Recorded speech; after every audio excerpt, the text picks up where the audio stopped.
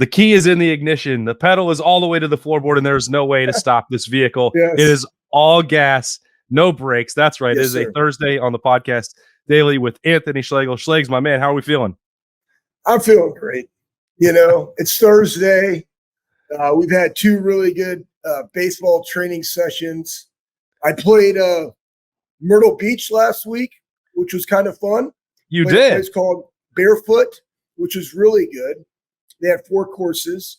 Some of our guys in Columbus, they all came down, and I met them up there, and we played. It was really fun, and it was literally men's trips. To me, I'm not a big men's trip guy. Like, I don't really go to Vegas, but this one, it's all golf. So we drove in, we played 18, then we played 36, we played 36, and then we were playing 36 again. I had to leave and come back, but you know, it was fantastic, really good. I wouldn't say I played very good. I say the good thing about my play is that my handicap went up. So that's positive because I know that I can play significantly better. But, hey, man, it was fun. You know, when you're playing games, there's a difference between trying to score in golf and then playing golf, right? It's like, hey, I got 265 to the hole. I got water on the right. I'm going to just hit my 4-wood. That's probably the wrong play. But when you're playing in games and stuff and you're trying to win skins, then that's what you're going to do. You're not really trying to score. You're trying to score skins. So it's just different, but super fun nonetheless. Really good golf.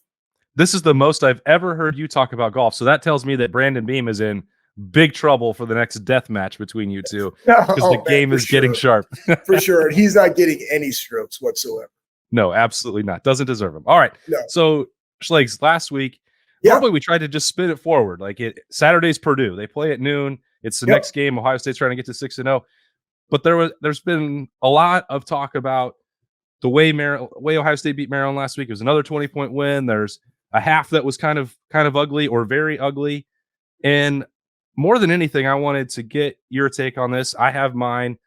It's kind of evolved over time, but you've been a player. You've been on the coaching side. You've been in the media side. When you have a game like that, what's the right amount, you think, to look at the areas that can be improved, point those out, while also acknowledging that college football games are hard to win, that you should celebrate success? Like, I know it's not the same answer for all 3, player, coach, and media, and maybe it never will be, or maybe shouldn't be. But what do you think is the proper balance? Well, what is it for you, I guess? Well, I really think that fans, guess what? You don't really have to have a balance because you're a fan. You know, I think that there is perspective that I think sometimes we don't fully comprehend. And, you know, I'll give you an example. I mean, I was coaching baseball and I had 2 kids that were really upset that morning, right? They didn't really like some of the protocols that we did. We went to a low handle trap bar, deadlift. It's difficult. Now, low handle, but it was off of a mat, so it wasn't that far below, you know, a high handle, but it was just lower. And they didn't really like it because the bottom of their deadlift is the hardest. And I think sometimes in training, people like to train things that they're great at. But as Louis Simmons at Westside said, weak things break. So you always have to constantly be evaluating what those weaknesses are and continue to improve upon them. So it's not going to be comfortable. And the weight room is a great caveat to putting people in situations that make them uncomfortable. Again, remember, toughness is the ability to perform at an elite level, regardless of mental, physical, and emotional discomfort. So in the weight room, you try to put in mental, physical, and emotional discomfort in it. So then when you go to the field, you can draw upon that and you can execute at a high level. So there's always going to be kind of this turmoil. And I think that fans, and I had a perspective too now, right? I'm a coach. There's other things that transpired before that led them to come into the weight room that had that attitude.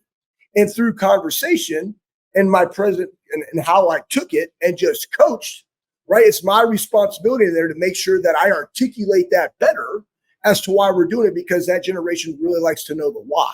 And then once I was able to do that and understand there were some things that transpired before they even came in here, days before, as to why they acted that way, no problem. Good convo, settled, and you're moving on and you're getting better. So I think that as fans, sometimes we lack the overall perspective. And really, what are they doing in this? So let's just dive in a little bit. Guys, listen, Alabama was down to Texas A&M on the road. USC was down at half, had triple overtime to beat Arizona. And they're considered a really good team. Right. USC, that is. Right? There's instances like that all across the board. So I think we need to understand that, hey, you beat Indiana early in the year, first game of the season. They were preparing for you. They had a little bit different offense. You beat them by 20, okay, on the road.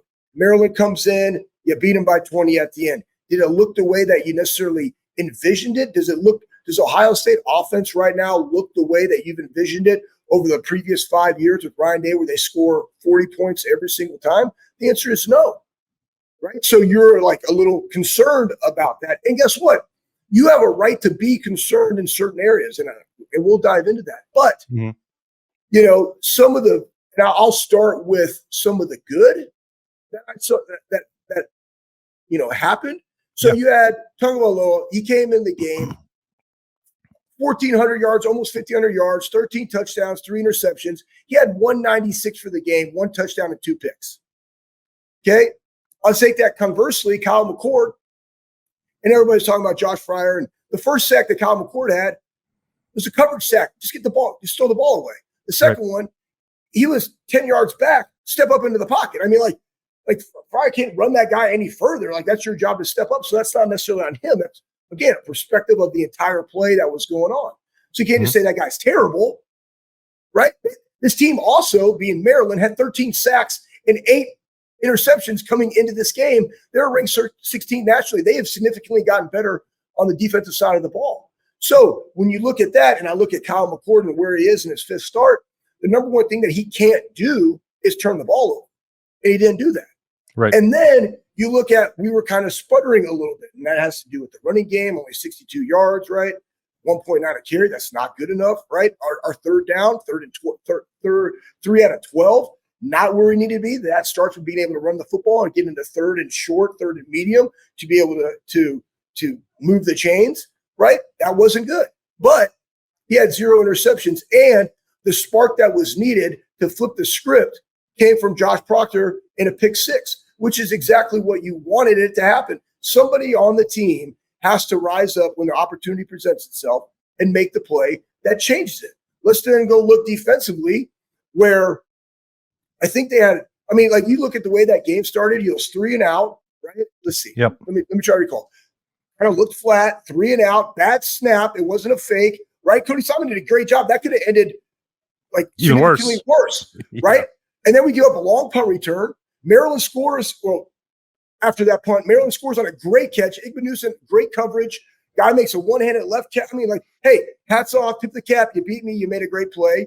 Yep. We had a long punt return, but then defensively they go out and they had a goal line stand there. That could have easily been 14-0. Now you're really down. Now you start to, now you're reeling, but then it's only still a 10-point game at that point. Okay, so I see those things, but I also see the good that came out of it. The negatives, let's not kid ourselves. 10 penalties for 81 yards, not good enough. Does the O-line need work? Absolutely. And I think Ryan Day even alluded to it. It's a combination of coaching and execution. And so when kids aren't executing, I always go back to the coaching. Is it not? And I'll give you another story. I remember when we got beat 31-0 by Clemson. Urban came in and they changed every coach's room, right? Because coaches are educators. And are you really articulating and educating to the guys exactly what you need from them? Is there gray areas?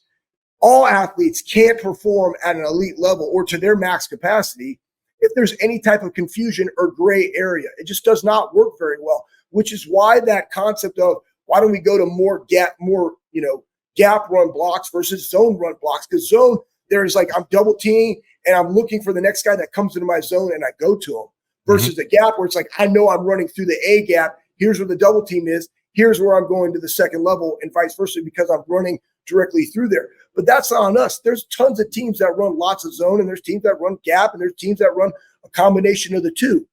That's up to the coaching as to know who you are and what it is that you do.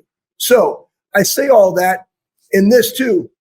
You also have Marvin Harrison that after an ankle sprain, came back and had 163 yards and a touchdown, 8 receptions.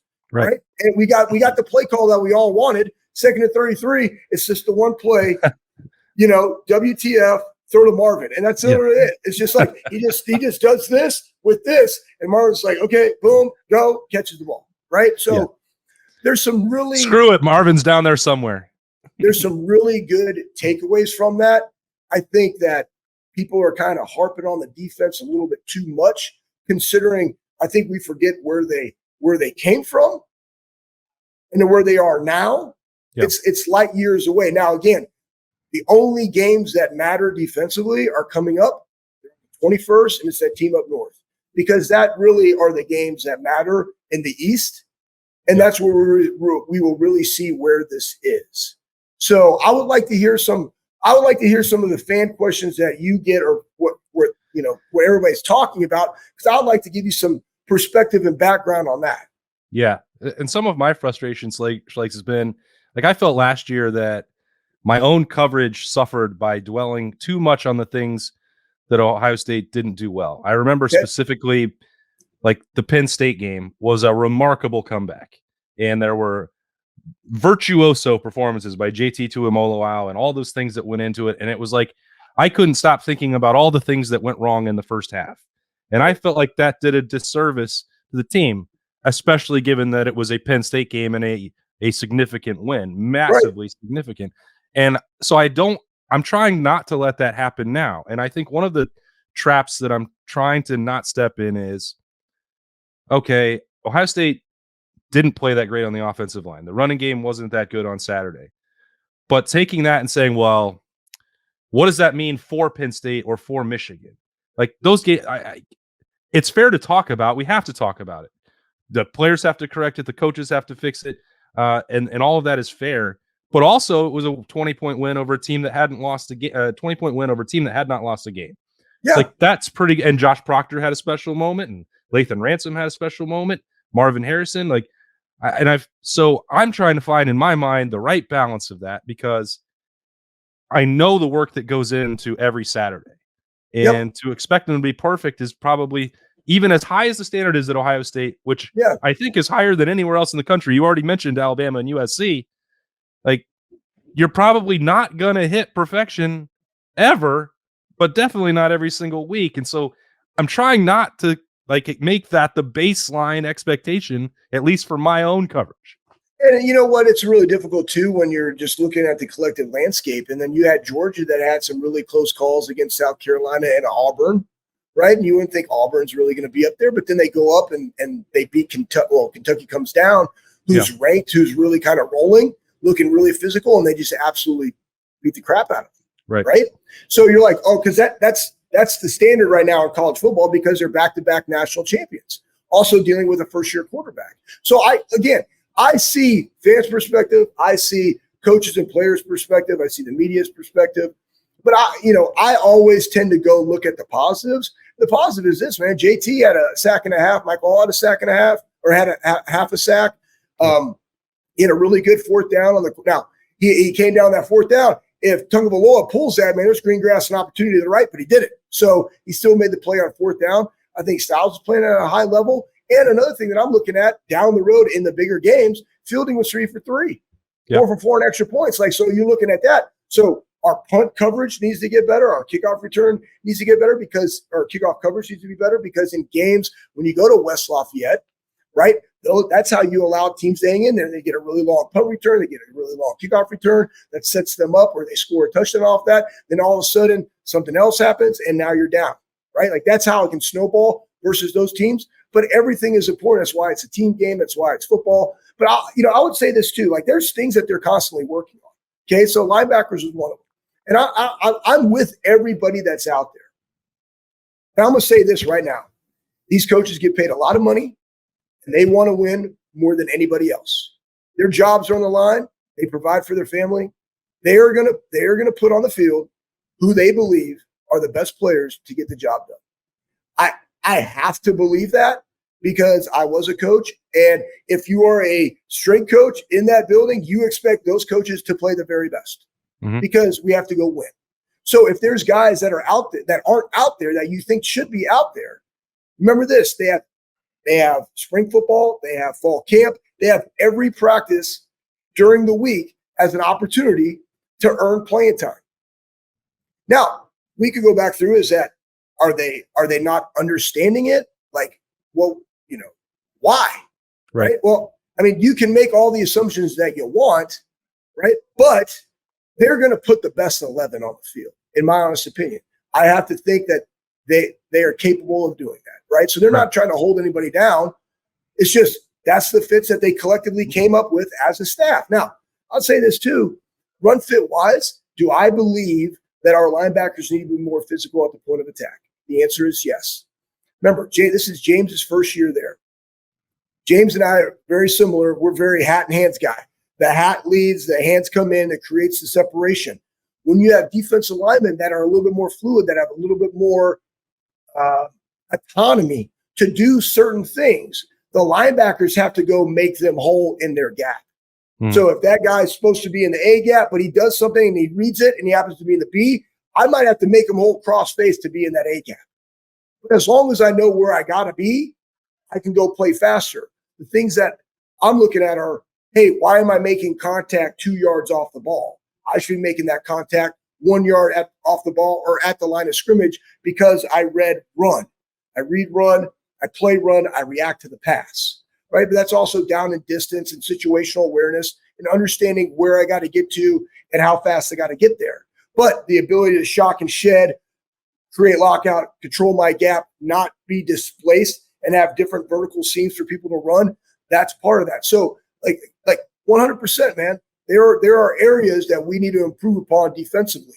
I think that it's the same thing. People will go and they will look like, why is that guy giving up that deep ball in that corner? Well, let's take it in the summation of what actually happened.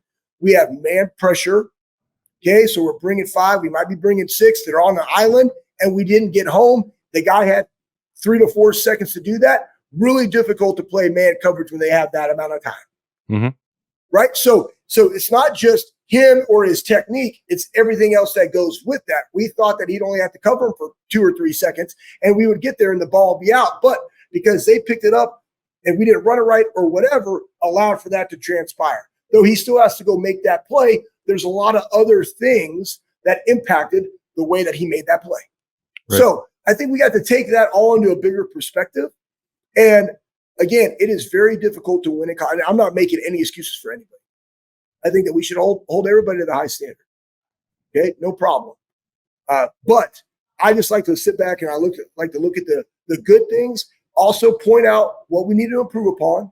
Okay. Hey, they were 8 of 19 on third down, 42%. I would say in our game, it used to be 30% or less. 35% is probably right there. They were above 40%. Not good enough. Why? How do you get there? You get them into 3rd and long. That's by stopping the run. Now, they also ran the ball 35 times for 100 and something yards for 3 yards a carry. Not bad, but the ones that they hurt you on that got you into 3rd and short are difficult. Right. So all those things we got to be able to look at. And I just think that they came out in the second half. And there was another one too. I think when they went up, we had a really good answer. They went up 17-10 and we came right down and we scored again. Like that was huge because then you go into halftime 17-all. Right? You come back out and we turn it on in the second half. And that's fine. Sometimes you got to win games like that. It's complimentary football. Everybody has to do their job. And I'm sure there were things that were said in the locker room. And I will say this too, defensively, let's think about this. In our games, the points have really been scored, and I haven't gone back and looked. I just kind of am thinking. But I think that most of the points that have been scored upon us have all happened in the first half, which means – Except Notre Dame. Except Notre Dame. Yeah, that's right. But still, that was a close game. I mean, it was close, right? Yep. It was 21-14. So, yeah, we had 3, right? It was 21 – Finished 17-14. Yeah, 17-14. 17-14. So, it was 3-0 at half. It was 3-0 at half. Yep. So most of the time we're making really good halftime adjustments. Right. So I think that's a opponent. That's good that our guys can take coaching, take what they saw on the film, and understand the corrections that need to be made to go out there and play a good second half. So, I'm good with those things. So when you took that totality, you were happy, pleased, fine, content, whatever with Saturday and getting ready for Purdue this week? I feel good. I feel good in the fact that, remember, it's a marathon, not a sprint. Every week's an opportunity to get better. The sense of urgency really needs to be there. The only thing that I look at when I'm a fan is the point of contact and like, how do we look at the line of scrimmage, right? And that's just more of a mentality that I like to see. And that mentality, now for a defensive back, that's not really, it's just like, how do they break on the ball? How are they being aggressive off the line? How are they running to the football? Is there a lot of hats around the football when they make a tackle? Like that, those are the things that I like to see. Where's the effort, right? That's kind of what I look at. And I see all of those things. The effort, I see the effort. There's some small nuances that have to be corrected. And I think that regardless of what transpired, I feel really good, obviously, going into West Lafayette. We haven't been great in West Lafayette. Like, that's one of those places. It's a terrible locker room. We got beat there in 2004. It was terrible. We were up. We allowed them to have a 2-minute drive. We got beat. It was terrible. So I understand what happens there, but they just need to go out and handle their business. I think as fans, into now, 5 weeks into the season for us, 6 weeks total, we would have thought that we would have seen a complete game from Ohio State by now. So you have an opportunity in West Lafayette to be able to go put a complete game on tape so that you now have some confidence coming into that Penn State game when they come to your place. Unfortunately, playing at noon, that's how it is. All right. Well, so that first one is Purdue before Penn State. So you jumped right into it, Schlegel. A perfect professional segue. Who are the three guys you're watching, some difference makers for Ohio State in this game on Saturday at noon? Oh, man. Well, listen, Card got sacked 6 times by Iowa. Okay. And Iowa always plays pretty good defense, but it's really the same game plan. Like, they're very one-dimensional. Maccabee, he had 8 or 9 yards in that. They don't really necessarily run the ball, but they will put the ball on the ground. So to me, defensively, again, the play clock, the more opportunities you can give our offense the ball, the better it is. So I'm literally just looking at our defensive line. How can we get pressure? So let's just take back. I want to step up from this Maryland game. Can we stop the run and get them into where they have to throw the football? Because that's what they want to do anyway. So let's make them do that. Right. I thought our secondary played very, very well. Their receivers, who previously, the week before, I think they had 13 receptions. They each had over 100 yards. No wide receiver for Maryland had over 59 yards. I thought that they did a really nice job in that, knowing that those guys were going to get the football. But so can we affect Card and get sacks like Iowa did? Okay. That's one thing. So I would say the D-line as a whole, can you go and get those pressures collectively? And also, can we get some turnovers? Because that's what you're going to need. Because remember, when you play Penn State, it's another first-year quarterback. So the more we can put that on tape, the better, which will then allow our offense to be able to have the ball more. And then I would say, can we impose our will on the offensive line versus Purdue? And those are the things that you're looking at. Everybody's talking about, how do we get to the second level? Fans that are out there, watch that. Are we able to go block linebackers? I want to see that. So defensive line, can we affect the quarterback and get sacks? Which, even if we don't get sacks and we get pressure, will lead to interceptions. It can potentially lead to balls on the ground, right? That's what I want to see. And then I want to see the offensive line, not necessarily from the pass pro, because I think we do it so much that we're pretty decent with it, but also Kyle having an awareness as to what he has to do in the pocket, but more importantly, the run game and the ability to block the second level versus Purdue. So it's not really difference makers. It's just things that you want to see. It's going to be the difference. Progress forward, right? Progress forward. And in a game where you have, where they're going to throw the ball, open field tackling, will our guys make open field tackles? And I thought, for the most part, we've done a really nice job of tackling. We missed some tackles last week, yes, but I would like to see that too. Are you all set up with Peacock? What's the viewing plan on Saturday, Schlegel? Peacock, right? I mean, why not? I already have it, Okay. I already got it, so I'm not too worried about it.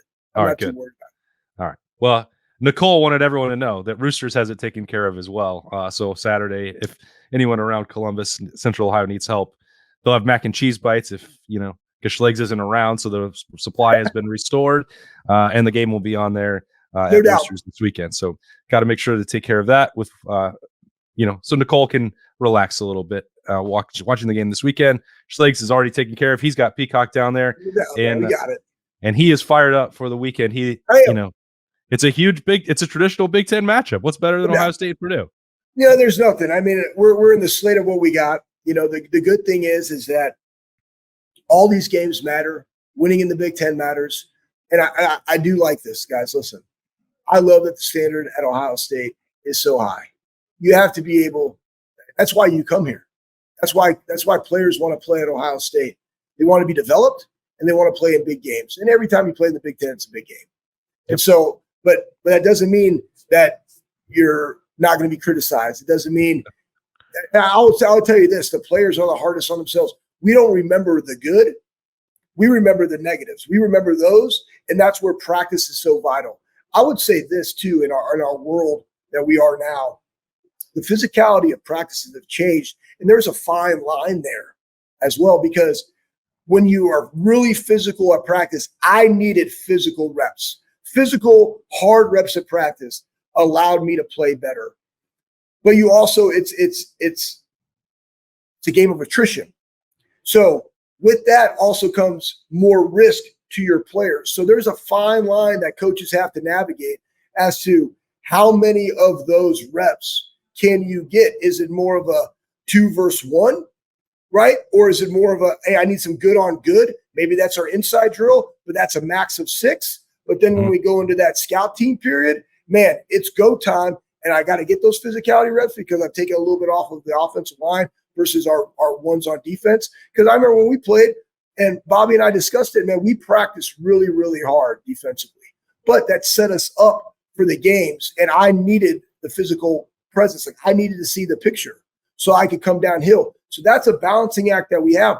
And it's the same balancing act that you have when you look at wide receivers and route running and distance. Like there are so many nuances, guys, right? When it comes to balancing what it is that you need to have to be able to perform at a high level while also making sure that guys are healthy for Saturdays, because if they're not, they can't play.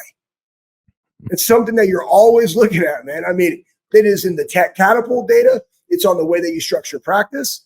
It's on the way that you recover. It's on the way that you train. It's all of these other things that go in to how do you have a successful Saturday. I mean, I wish I could break all of that down to you. We'd be here for an hour and a half, but those are the things that they're dealing with. And guess what? I'm happy that they're dealing with them and not me. That's right. And as you said, Schlegel, all of that does lead up to Saturday. So if you end it and you're on top of the scoreboard, you probably have earned a victory meal and a chance to celebrate no matter what. I mean, I think that's worth a reminder, but we'll see what happens if Ohio State keeps that rolling with another win on Saturday against Purdue, noon. Peacock, thanks for joining us on the Podcast Daily. It's a Thursday. We appreciate Anthony Schlegel giving us his time and insight as always. Thanks, Schlegel. Absolutely, man. Appreciate it. Go Bucks. All right. For Schlegel, I'm Austin Ward. We'll talk to you later.